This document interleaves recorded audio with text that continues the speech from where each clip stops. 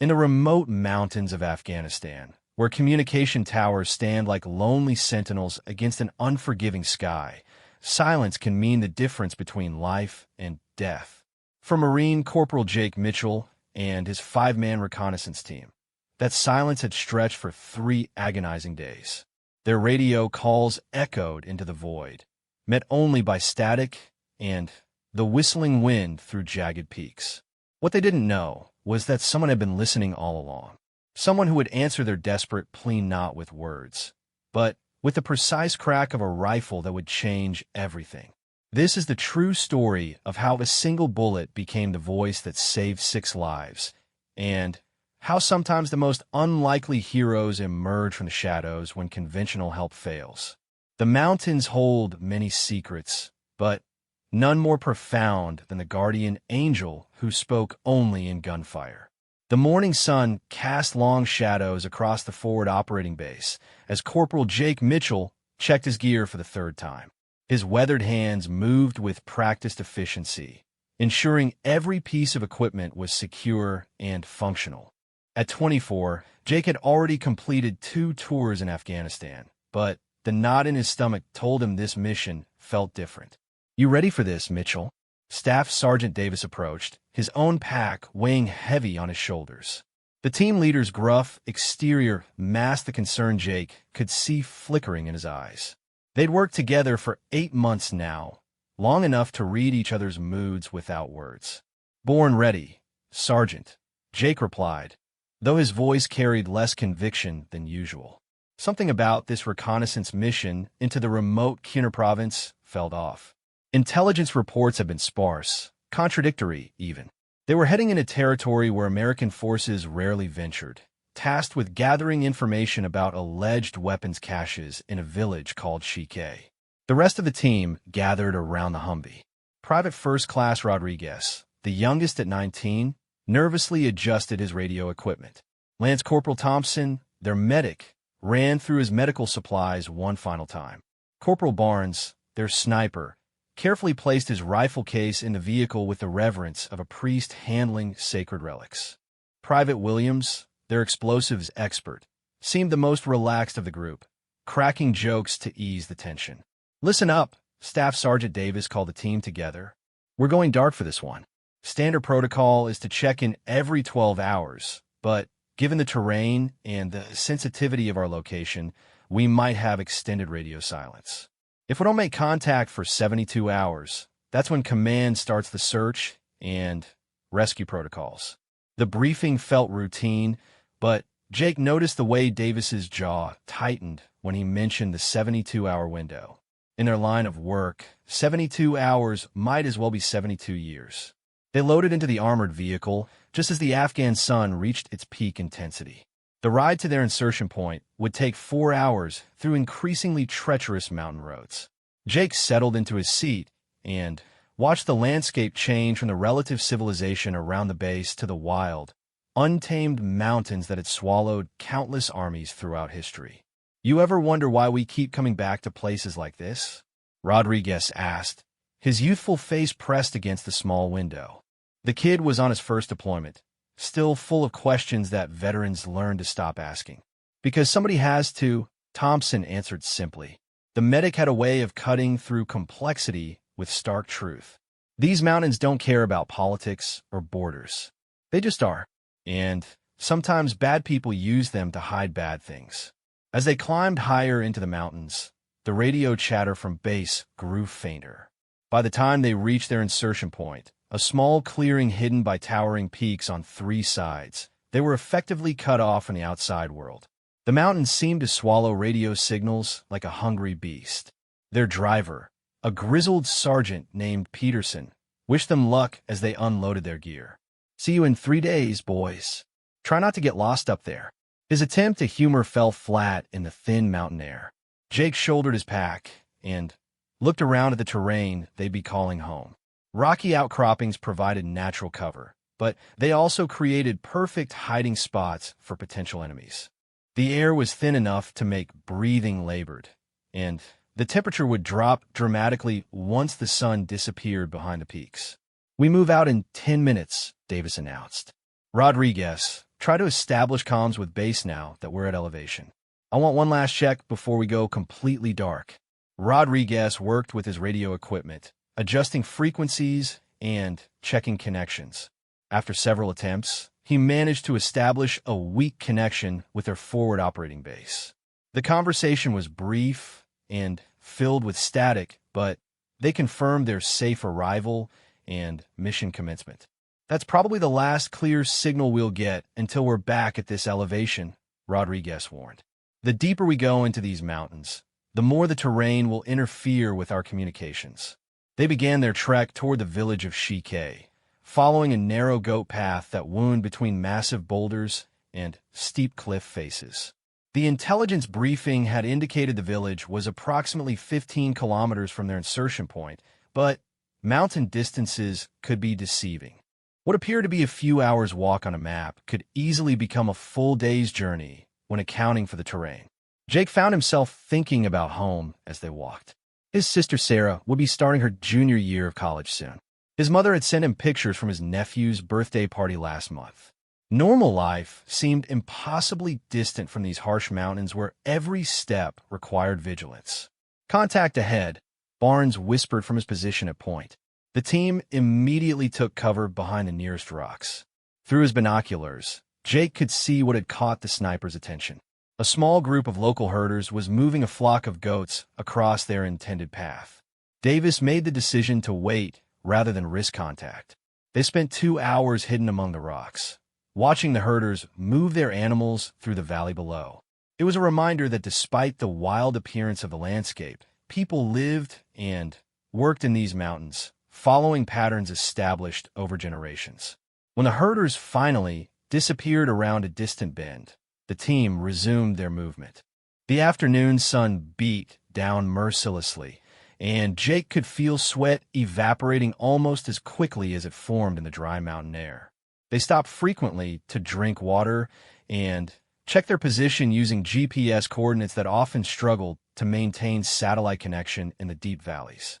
As evening approached, they reached a vantage point overlooking the village of Shike. The settlement was smaller than their intelligence reports had suggested, consisting of perhaps 20 traditional Afghan homes built from local stone and mud brick. Smoke rose from cooking fires, and they could see people moving about their daily routines in the gathering dusk. We'll establish our observation post on that ridge. Davis pointed to a rocky outcropping about 800 meters from the village. Good sight lines, natural cover, and multiple escape routes if things go sideways. They spent the remaining daylight setting up their position. Barnes found the perfect spot for his sniper rifle, with clear views of the entire village and the surrounding approaches. Rodriguez worked to establish their communication setup, though initial tests showed their radio signals were even weaker than anticipated. "I'm getting some interference," Rodriguez reported quietly. "Might be the mineral content in these rocks, or just the way the mountains are positioned. I can probably get a signal out if I climb higher, but it would expose our position." Davis made the decision to maintain their concealment. "We stick to the planned schedule. Tomorrow morning at 0600, you try to reach base for a status update. Until then, we maintain radio silence." As night fell over the mountains, they established their watch rotation. The temperature dropped quickly once the sun disappeared, and Jake pulled his jacket tighter as he took the first watch. The village below settled into quiet darkness, with only occasional lights visible through windows. The silence in the mountains was unlike anything Jake had experienced. It wasn't the absence of sound, but rather the presence of a different kind of awareness. Every small noise seemed amplified. The scuff of a boot against rock, the rustle of equipment, even their careful breathing seemed loud enough to carry across the valley. During his watch, Jake noticed something that hadn't been apparent in daylight. There were more buildings in the village than initially visible, some built into the natural rock formations in ways that made them nearly invisible from a distance.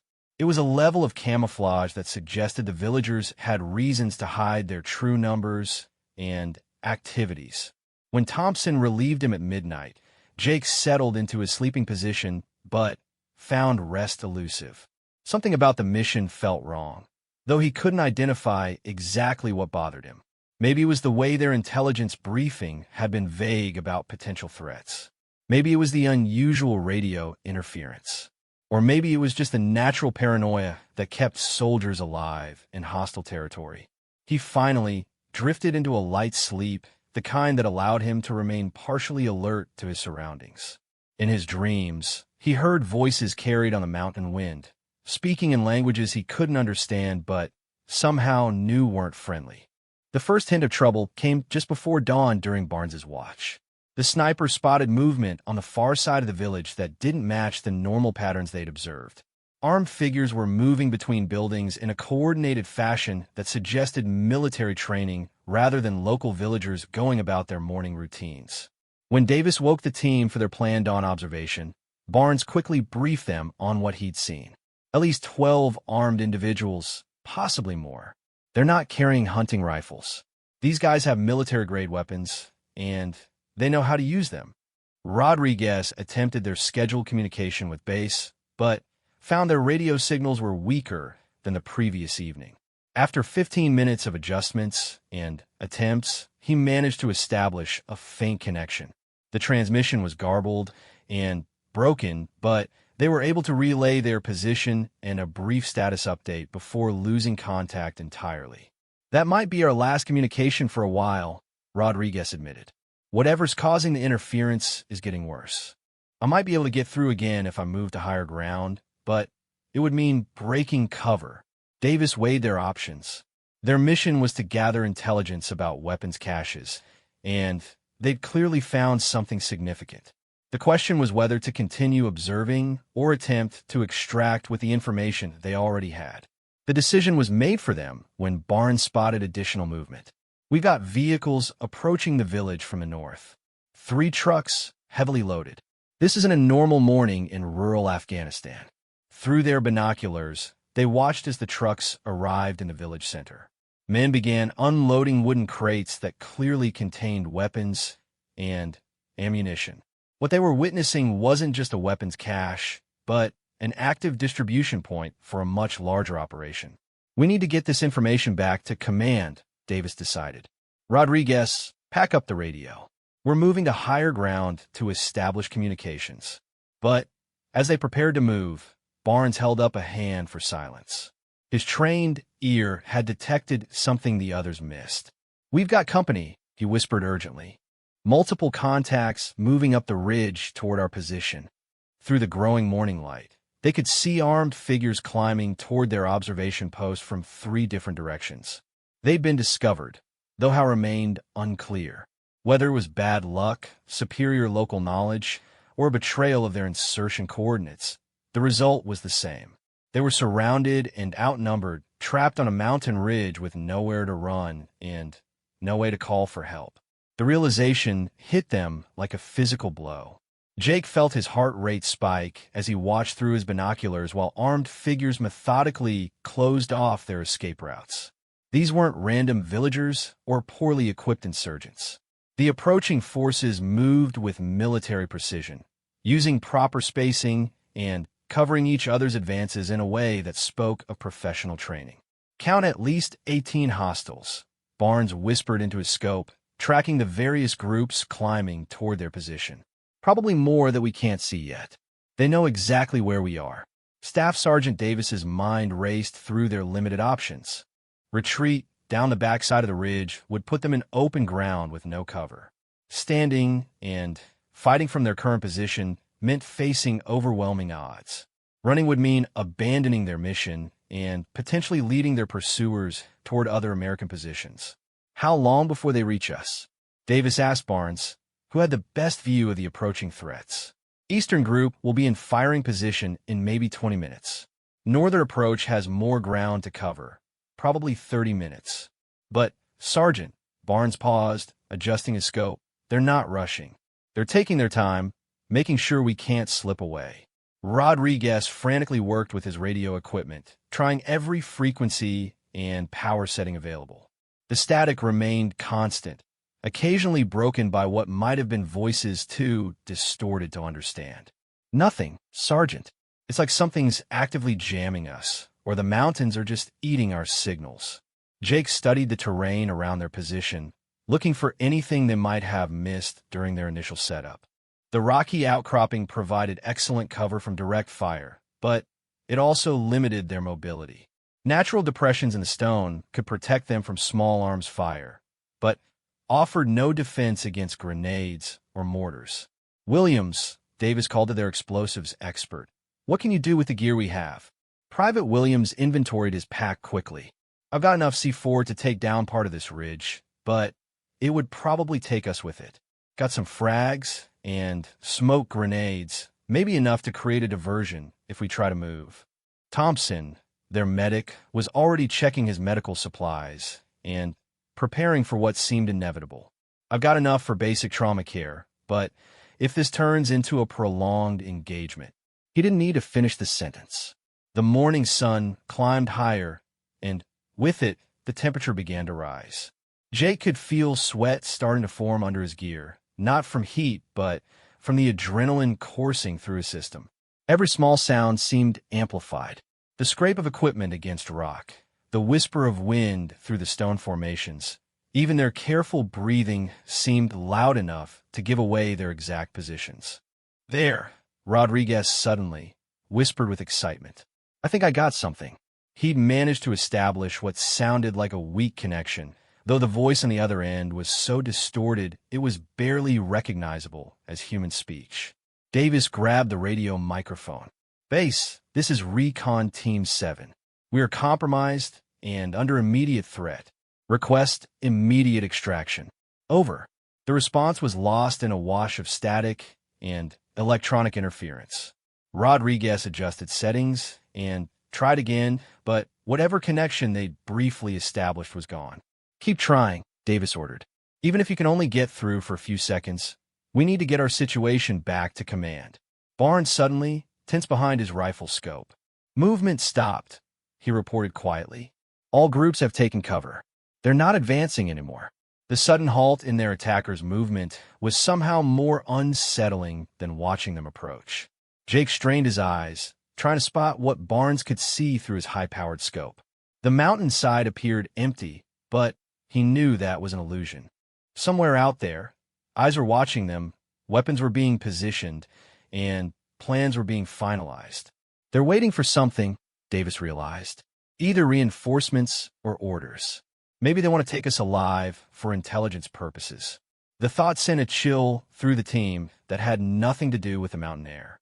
Capture meant interrogation, and interrogation could compromise other operations and endanger other American lives. It wasn't an option any of them could accept. "Sergeant," Rodriguez called quietly, "I'm picking up radio chatter on some of the local frequencies. Can't understand the language, but there's definitely coordination happening out there." Davis made a decision that would define the next phase of their ordeal. "We're not surrendering, and we're not running blind into an ambush. We hold this position and make them come to us. At least here we know our sight lines and defensive positions." They quickly reorganized their position for defensive combat. Barnes moved his sniper rifle to cover the most likely approach route. Williams positioned himself where he could use his explosives most effectively.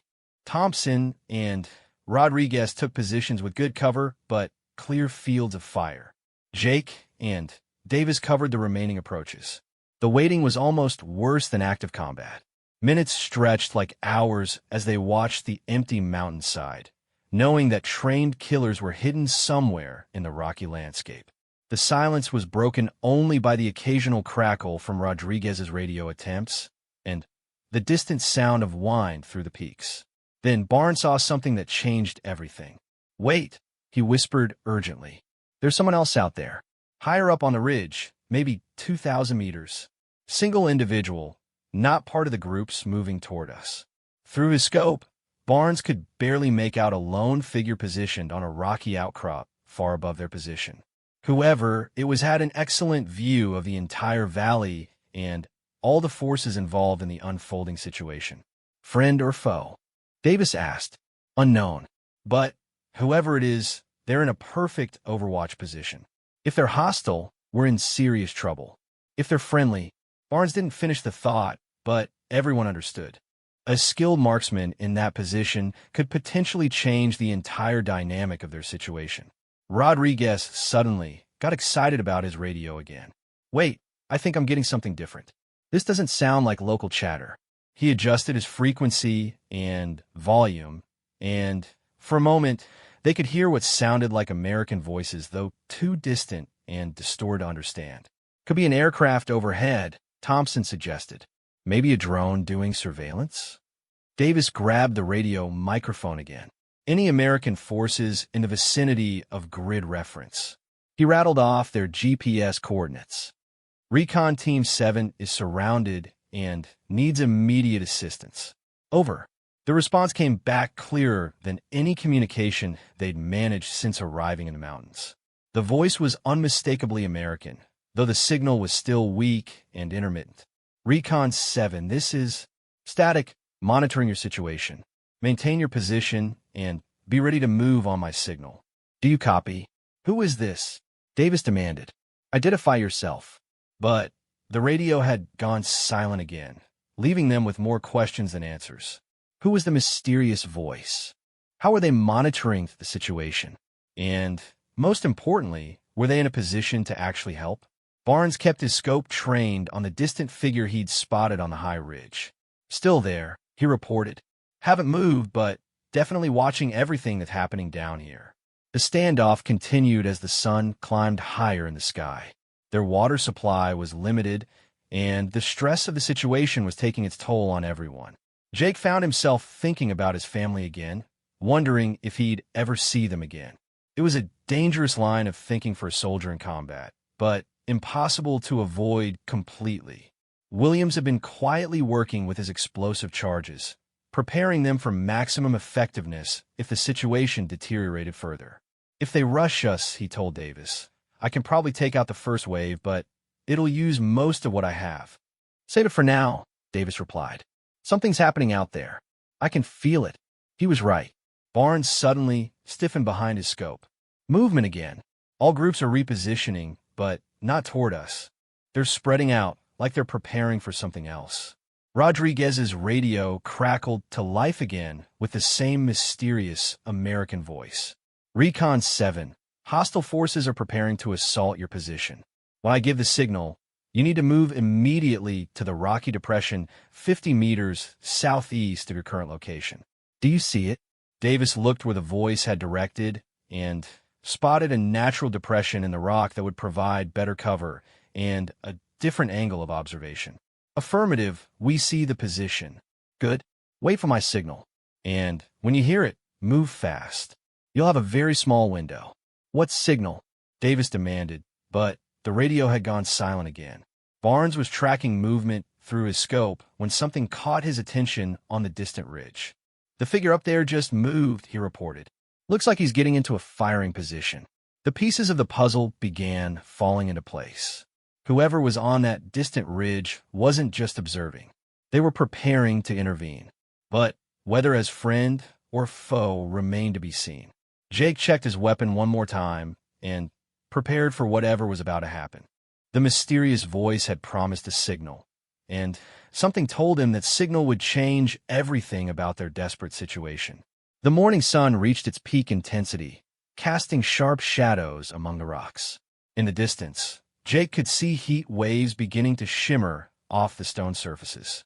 The silence stretched on, broken only by the occasional whisper of wind and the steady crackle of radio static.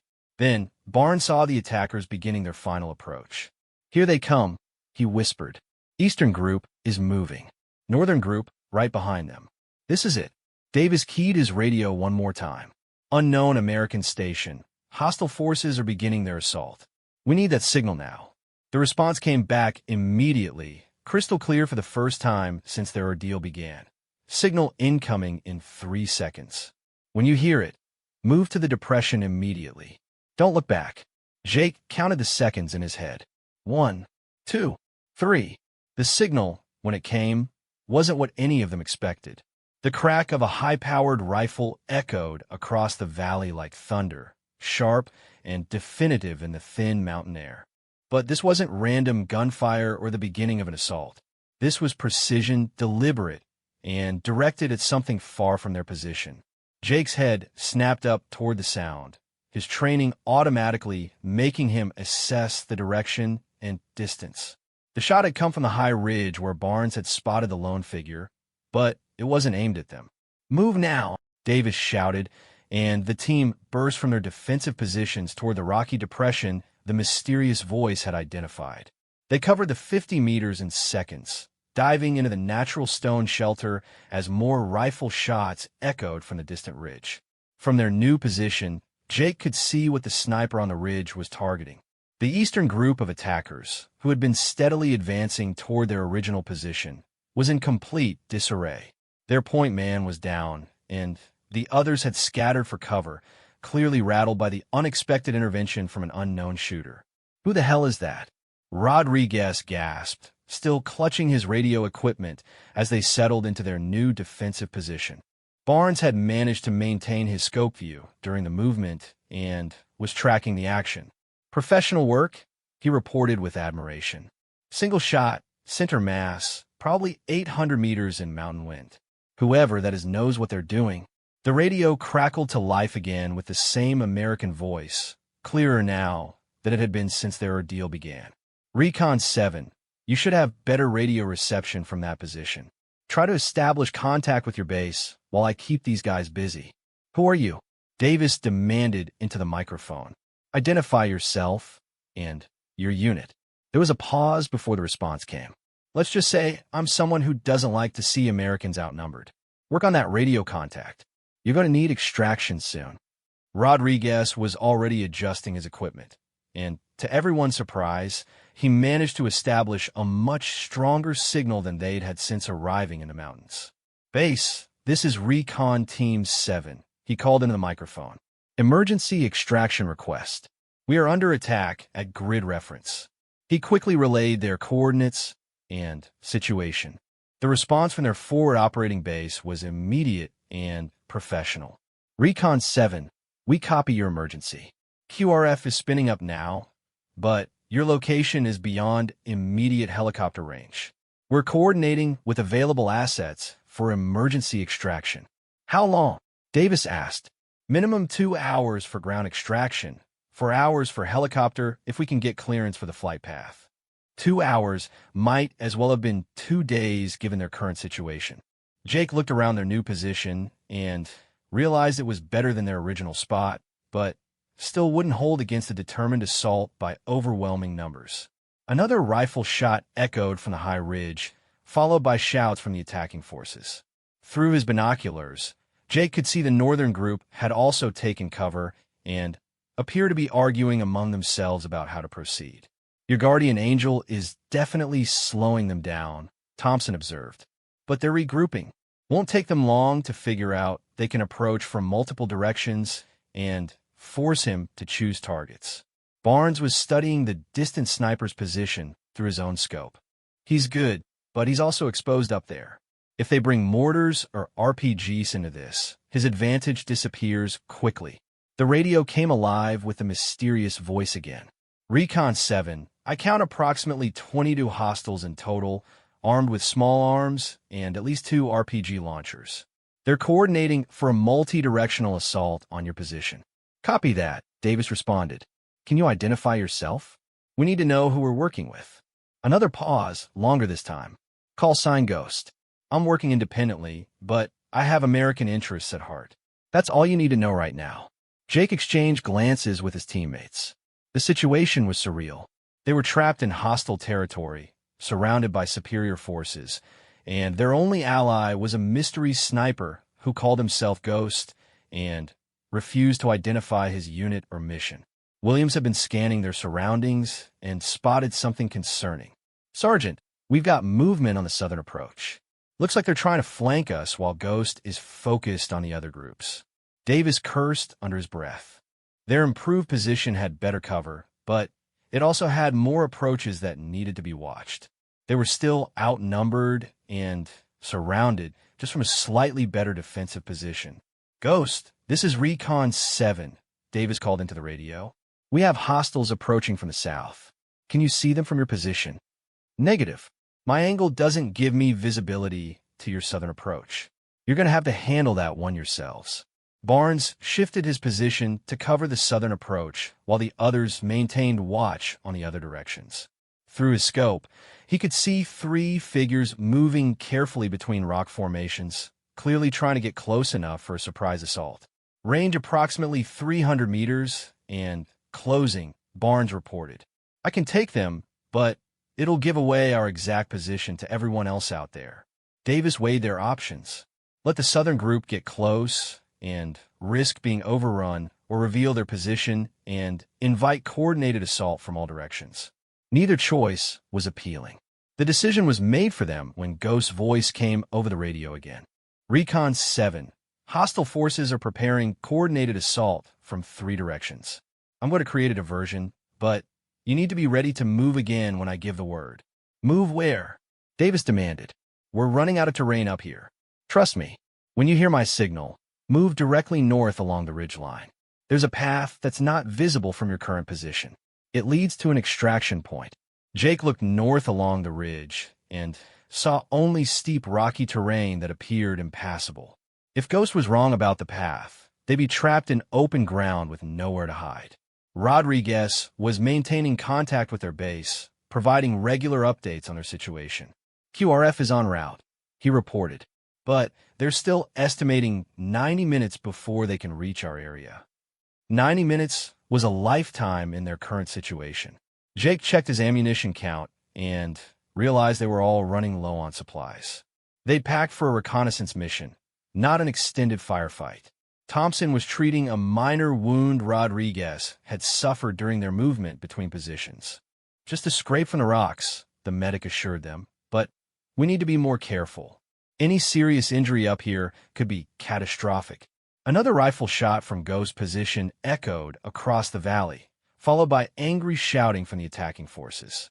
Through his binoculars, Jake could see that the mysterious sniper had taken down another target, further disrupting their attackers' coordination. He's buying us time, Barnes observed, but they're learning. Next assault is going to be more coordinated. Williams had an idea. Sergeant, what if we use our explosives to create our own diversion? I could rig a charge to go off behind us after we move, make them think we're still in this position. Davis considered the suggestion. How long would it hold them? Maybe 5 minutes. Maybe more if they're cautious about approaching the explosion site. Do it, but be ready to move on Ghost's signal. Williams quickly began preparing his charges, setting them with a timer that would activate after they vacated their position. The work had to be done quietly and quickly, as any sound might alert their attackers to the plan. Ghost's voice came over the radio again. Recon 7. I'm seeing preparations for major assault. Multiple groups, coordinating timing. You need to be ready to move in approximately 3 minutes. Jake's heart rate spiked as he realized this might be their last chance. If Ghost's promised path didn't exist or led them into a trap, they'd be caught in open ground with no cover and nowhere to run. Ghost, Davis called into the radio, we're trusting you with our lives here. Are you certain about this path? I'm certain. And Recon 7. There was a pause before Ghost continued. I know this terrain better than they do. When I give the signal, move fast and don't look back. I'll cover your movement as long as possible. Rodriguez managed to get through to base one more time. Command, this is Recon 7. We're about to attempt movement to alternate extraction point. If we go dark, last known position was grid reference. He quickly provided their current coordinates. Barnes spotted movement from multiple directions simultaneously. Here they come, he reported quietly. All groups moving toward final assault positions. Williams finished setting his charges and gave Davis a thumbs up. Everything was ready for their desperate gambit. Success would depend on Ghost's accuracy, Williams's timing, and their ability to move quickly over unknown terrain. Through his scope, Barnes could see the attackers were indeed coordinating their final assault. 30 seconds until they're in optimal attack positions, he warned. Davis keyed his radio one final time before their movement. Ghost, we're ready on your signal. Roger. Signal coming in 10 seconds. Move north along the ridge, stay low, and trust the path when you see it. Jake gripped his rifle tighter and prepared for what might be their last chance at survival. 10 seconds had never felt so long. 5 seconds. Ghost's voice counted down over the radio. 3, 2, 1. The signal, when it came, was another precisely placed rifle shot, but this one was followed immediately by the crack of an RPG explosion somewhere behind their position. Ghost was providing covering fire while drawing attention away from their intended movement route. "Move!" Davis shouted. They burst from their concealed position and raced north along the rocky ridge, just as Williams's charges detonated behind them, adding to the chaos and confusion. As they ran, Jake caught glimpses of the path Ghost had promised, a narrow track between boulders that was indeed invisible from their previous position. Behind them, the explosion and covering fire had created exactly the diversion they needed. But as they followed the hidden path deeper into unknown territory, Jake couldn't help wondering who Ghost really was, and whether they were running toward salvation or into an even deadlier trap. The narrow path Ghost had promised wound between massive boulders and along ledges that Jake would never have imagined navigating in daylight, let alone while being pursued by hostiles.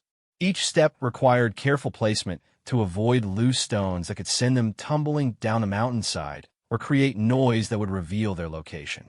Davis led the team single file along the treacherous route, following markers that seemed to appear just when they needed them. A small stack of stones here, a scratch in the rock there, subtle signs that someone had prepared this escape route in advance. But who? And would remain a mystery.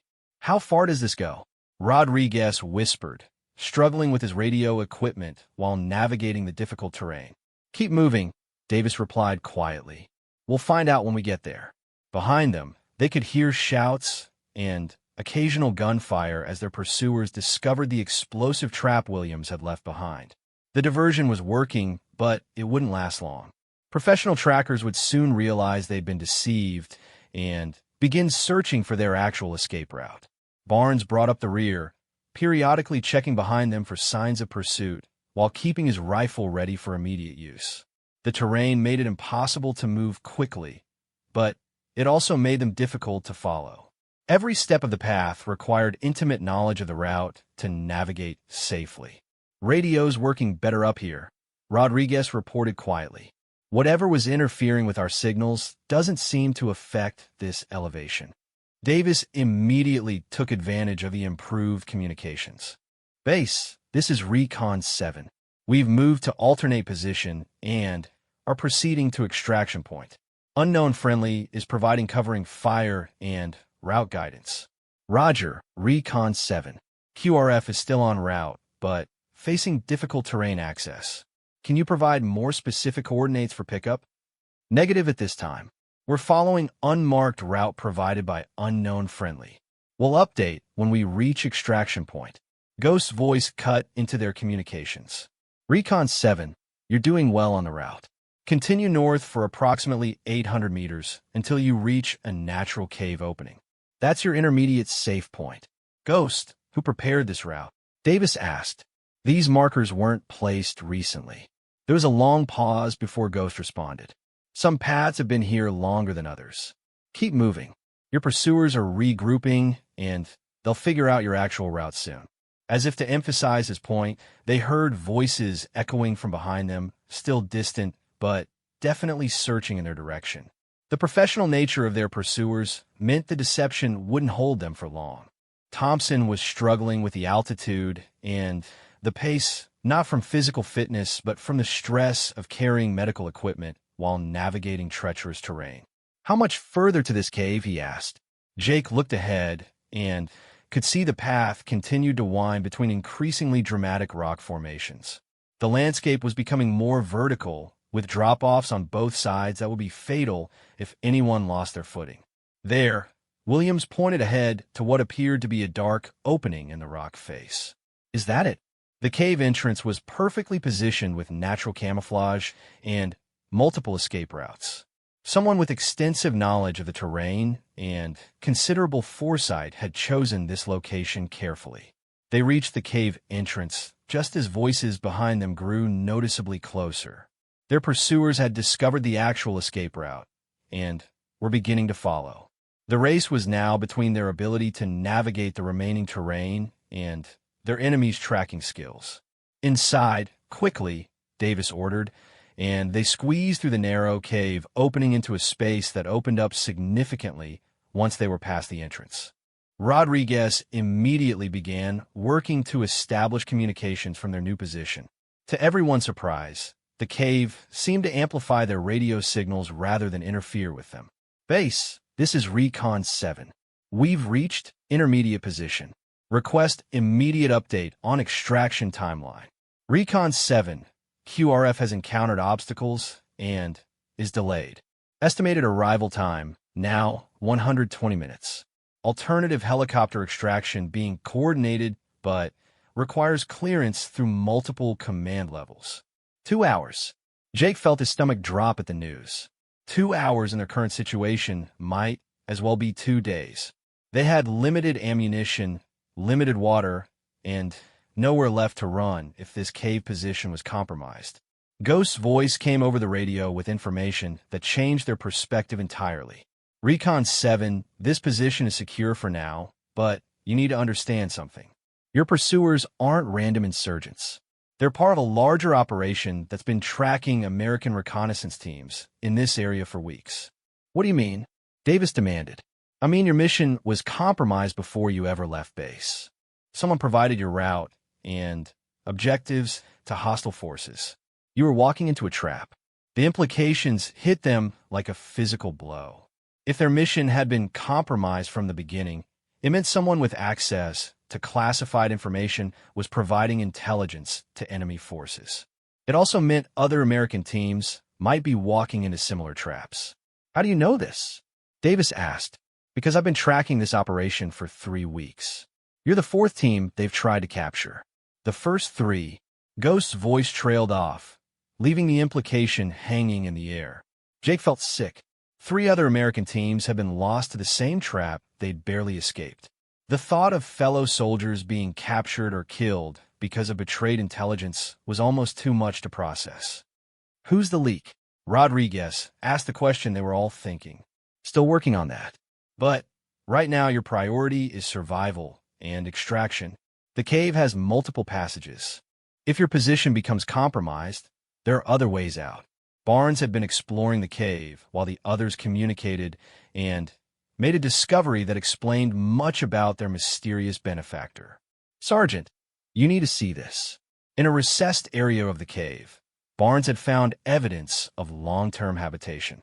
Supplies, communication equipment, and, most tellingly, military gear that was clearly American but not current issue. "Someone's been living up here," Barnes reported, "and whoever it is has been watching that valley for a long time." Davis examined the gear and found items that told a story. Older military equipment, some dating back years, maps marked with observation points, and escape routes. Most significantly, a collection of photographs showing various groups moving through the valley over an extended period.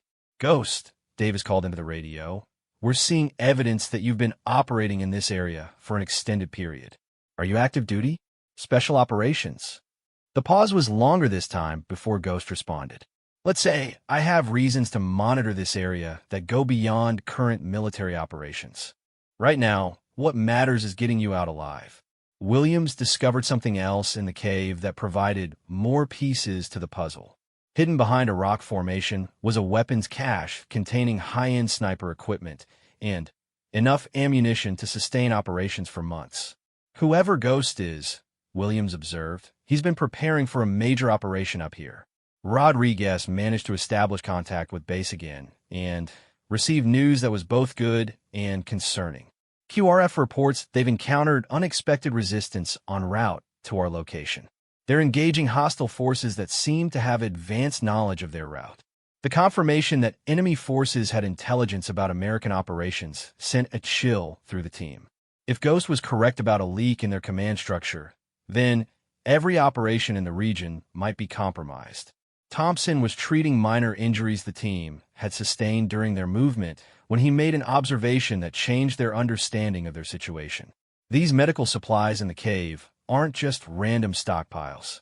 Someone's been treating wounded personnel up here, and recently, Davis examined the medical area and found evidence that supported Thompson's assessment. Used bandages, expired medications that had been recently discarded, and, most tellingly, blood stains that were recent enough to still show color. "Ghost," Davis called into the radio with new urgency. "Have you been providing aid to other compromised teams?" "Some," came the brief reply. "What happened to them?" Another long pause. "Not all extractions are successful. Sometimes the best you can do is make sure they don't suffer and that their information doesn't fall into enemy hands." The grim reality of their situation settled over the team. They were trapped in a cave with a mysterious protector who had apparently been witness to the deaths of other American soldiers, operating independently in hostile territory for reasons he wouldn't explain. Jake found himself studying the photographs Ghost had collected, looking for clues about the man's identity and mission. The images showed a pattern of enemy operations in the valley that suggested a much larger intelligence network than their briefings had indicated. Barnes made another discovery that provided crucial information about their tactical situation. "I found an observation post deeper in the cave system. It has direct line of sight to multiple approaches and excellent radio reception." They moved to the observation post and found equipment that was more sophisticated than standard military issue. Multiple radio systems, night vision devices, and, most importantly, a sniper position that commanded views of the entire valley system. From this position, Rodriguez was able to establish clear communications with their base and learned that their situation had escalated beyond a simple extraction mission. "Command is coordinating with multiple units. This has become a priority operation." "What does that mean for us?" Davis asked. "It means they're treating this as a potential intelligence breach with national security implications. Every available asset is being mobilized." Ghost's voice came over their radio with a new tone of urgency. "Recon 7, we have a problem. Your pursuers have been joined by additional forces, and they're bringing heavy weapons. This position may not be secure much longer." Through the observation post scope, Jake could see movement in the valley below. Vehicles were arriving with reinforcements and equipment that looked like mortars or rocket launchers. "How many?" Davis asked. "I count at least 40 personnel now, with more arriving. They're setting up for a siege rather than an assault." The situation had evolved from escape and evasion to potentially the last stand of Recon Team 7. Jake checked his ammunition count again and realized they had enough for perhaps one sustained engagement before they'd be reduced to hand-to-hand combat.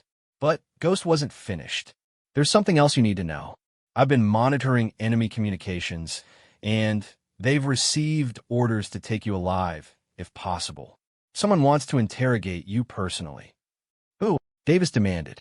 "Someone who knows about American operations in this region and wants to verify what you've discovered about their network."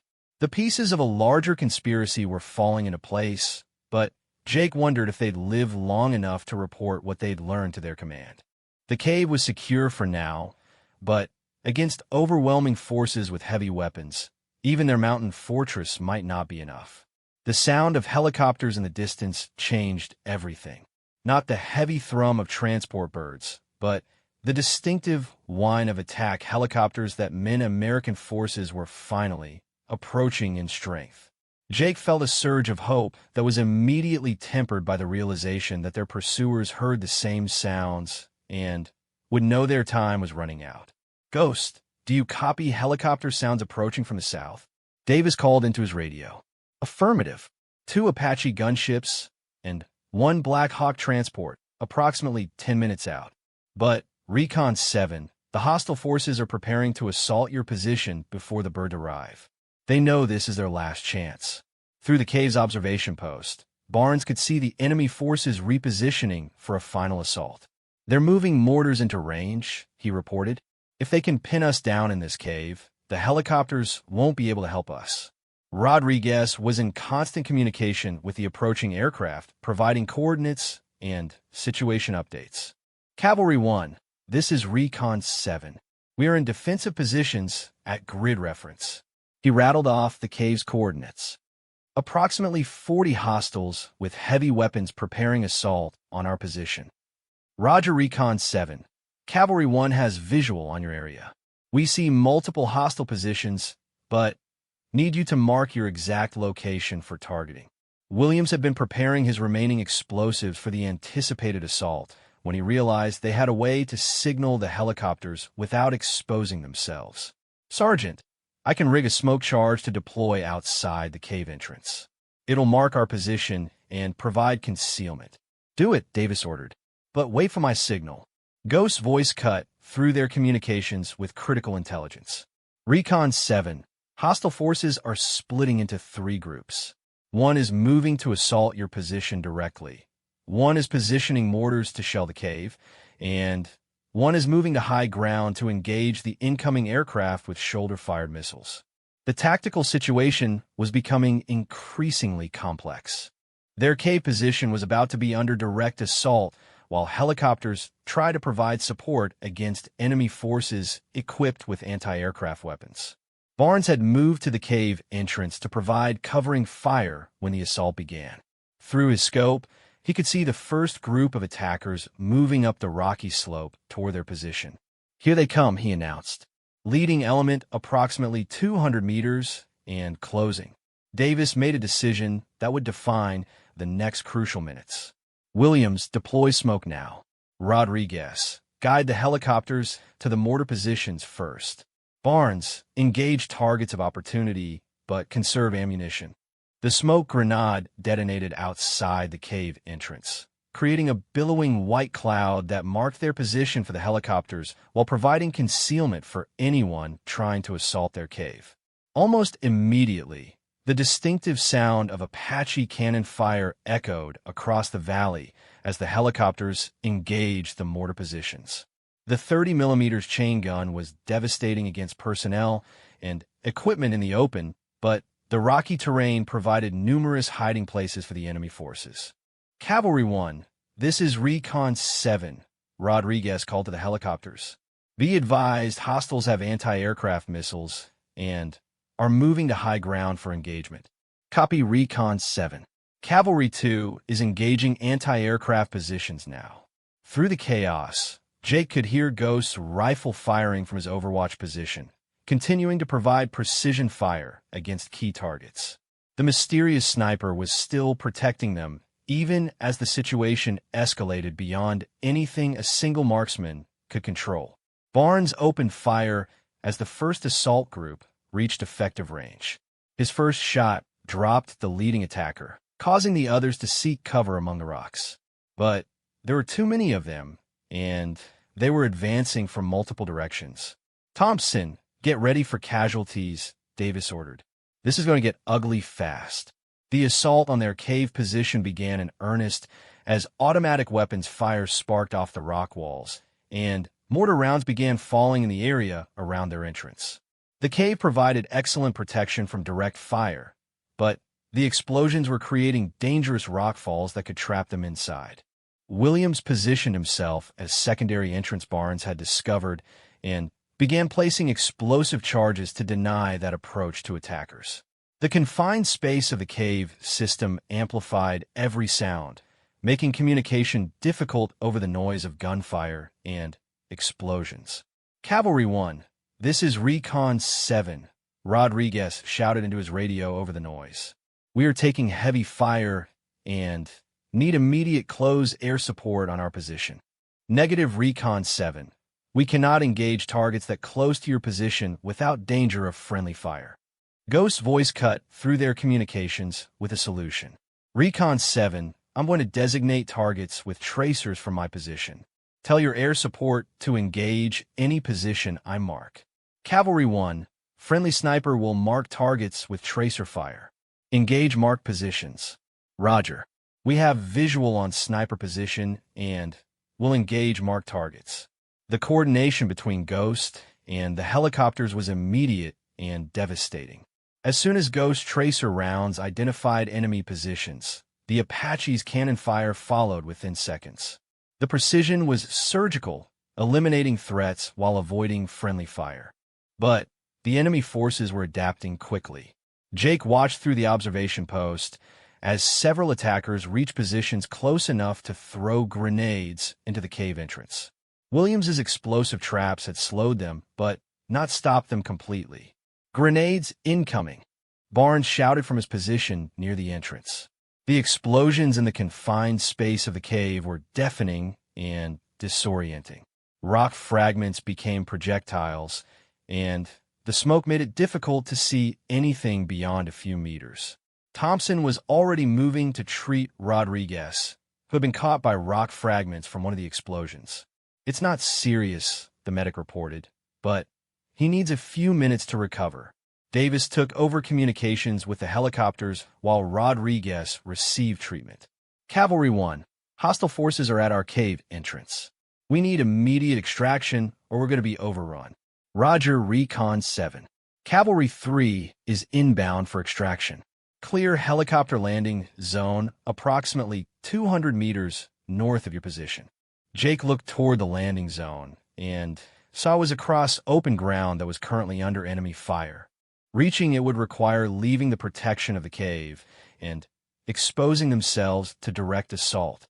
Ghost apparently had the same realization. "Recon 7, I'm going to provide covering fire for your movement to the landing zone. When I start firing, move immediately and don't stop for anything." Williams had one final surprise for their attackers. "Sergeant, I can create a major diversion that will draw their attention away from the landing zone, but it'll bring down part of this cave system. Will it take us with it? Not if we're already moving toward extraction." Davis made the calculation every soldier dreads. Stay and fight overwhelming odds from a deteriorating position, or risk everything on a desperate dash across open ground to an uncertain extraction. "Do it," he decided. "Williams, prepare your charges. Everyone else, get ready to move fast." Rodriguez had recovered enough to function and took back control of communications. "Cavalry 3, Recon 7 is preparing to move to extraction zone. Request heavy suppression fire on all hostile positions." "Roger, Recon 7. Beginning suppression run now." The sound of helicopter cannon fire filled the valley as both Apache gunships began systematic destruction of every enemy position they could identify. The volume of fire was overwhelming, forcing the attackers to seek deep cover. Ghost's voice came over their radio one final time. "Recon 7, beginning covering fire in 30 seconds. Move when you hear my signal, and don't look back." Williams finished setting his charges and gave Davis a thumbs up. Everything was ready for their final gambit. Jake checked his weapon one last time and prepared for what would either be their salvation or their final moments. The landing zone looked impossibly far across terrain that offered minimal cover. 15 seconds, Ghost announced over the radio. Davis positioned the team at the cave entrance, ready for immediate movement. Thompson had Rodriguez steady on his feet. Barnes had his rifle ready for covering fire during their movement. Williams held the detonator for his charges. 5 seconds, Ghost counted down. 3, 2, 1. The signal was a continuous stream of precision fire from Ghost's position, followed immediately by Williams detonating his charges. The explosion brought down a significant portion of the cave system, creating chaos and confusion among the attackers while the team burst from their concealment and raced across open ground toward the landing zone. The Black Hawk was already descending as they ran, its door gunners providing additional covering fire. Apache gunships continued their suppression, keeping enemy forces pinned down while the extraction took place. Jake could hear bullets snapping past as they covered the final meters to the landing zone, but the combined covering fire from Ghost and the helicopters was keeping most of the enemy fire inaccurate. They reached the helicopter just as it touched down, diving through the open doors as the crew chief pulled them inside. The Black Hawk lifted off immediately, gaining altitude and speed while the Apache escorts continued to engage any remaining threats. As they climbed above the valley, Jake looked back toward Ghost's position on the high ridge. Through the helicopter's window, he could see a figure standing on the rocky outcrop, watching their extraction. Even at distance, there was something final about the silhouette against the mountain sky. Davis grabbed the helicopter's communication system. Ghost, this is Recon 7. We're clear and secure. Request immediate extraction to your position. The radio crackled with static before Ghost's response came through. Negative Recon 7. My mission here isn't finished yet. What's your mission? Davis demanded. Who are you really? There was a long pause before the final transmission from the mysterious sniper who had saved their lives. Just someone making sure American soldiers get home alive. Stay safe out there. The radio went silent, and despite repeated attempts, they never established contact with Ghost again. Rodriguez managed one final communication as they flew toward safety. Base, this is Recon 7. Mission accomplished, intelligence gathered, team extracted safely. Be advised, operation security in this region is severely compromised. As their helicopter carried them back to base, Jake realized they had answers to some questions and new questions about others. They had discovered a major enemy intelligence operation and escaped with their lives, but the identity of the guardian angel who had saved them remained a mystery. The mountains below grew smaller as they gained altitude, but Jake knew that somewhere among those peaks, a lone sniper named Ghost was continuing a mission that perhaps only he fully understood. They owed their lives to a man they'd never seen clearly and might never encounter again. 3 weeks later, intelligence reports would confirm the destruction of a major enemy network based on information Recon Team 7 had gathered. The leaked intelligence that had compromised their mission was traced to a clerk with gambling debts who had been selling operational details for money. But no official record was ever found of anyone operating under the call sign Ghost in their area of operations. The sniper who had saved their lives remained as mysterious after their return as he had been during their ordeal. Jake never forgot the crack of that first rifle shot that had announced Ghost's presence, or the precise voice that had guided them to safety when all seemed lost. Sometimes, he reflected, the most important angels are the ones whose identities remain unknown, whose only signature is the lives they choose to save.